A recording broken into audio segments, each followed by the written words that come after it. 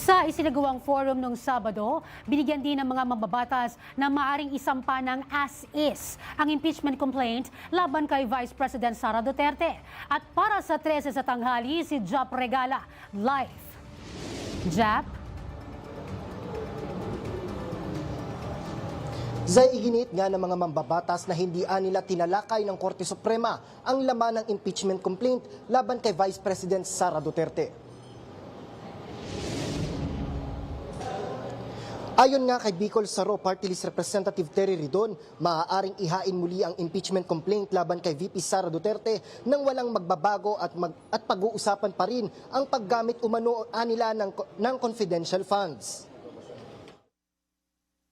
In a refiling of a Vice President impeachment case, I don't think the facts have changed from last year.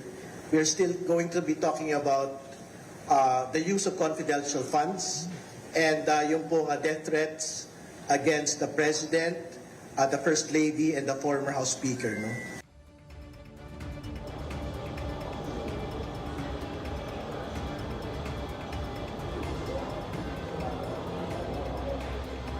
Ayon pa kay Representative Ridon, hindi lang anya malinaw kung may madadagdag pang batayan sa bagong reklamo para sa taong ito.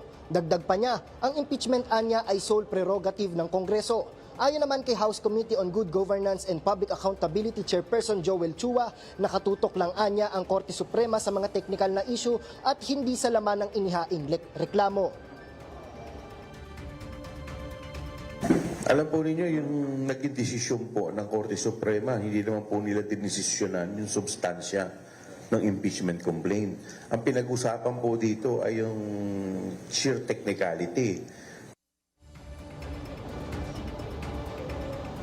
Binigyang diin din ni Representative Chua na sa umpisa ay kulang ang suporta ng impeachment complaint pero dumarami rin anya ang suporta sa oras na nalalaman na ng mga mambabatas ang laman ng reklamo. Marami naman pong pagkakataon na kung makikita po ninyo yung impeachment complaint ay final, nung una walang suporta.